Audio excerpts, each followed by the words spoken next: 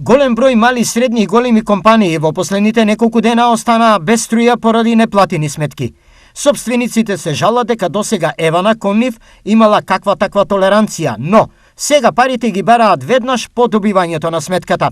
Едва и неколку дена откако ја добив сметката за струја, а не стигнав да ја платам. Евана ме исклучи без никакво предупредување. Сега брзам и морам итно да го решам проблемот, бидејќи фрижидерите ни се полни со роба. Изјави штипски бизнисмен. Вчера и завчера, велат повеќе во просториите на Евана Штип било тензично, бидејќи производството застанало во многу фирми. Евана исклучувала за суми од 100 па до 1.000.000 или 100.000 денари. Потрошувачите на отворен пазар сами бираат од кого ќе се снабдуваат. Евана не е единствениот снабдувач за електрична енергија во Македонија.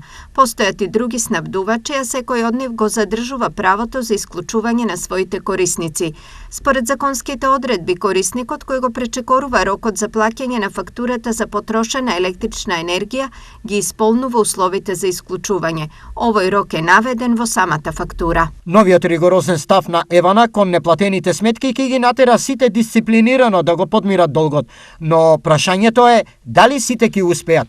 Самите фирми имаат се помалку и помалку ликвидност, ликвидни средства на располагање тоа да го прават, а од друга страна државата не води грижа за самите компании и не дава никакви финансиски субвенции, ниту пак друг вид на поддршка.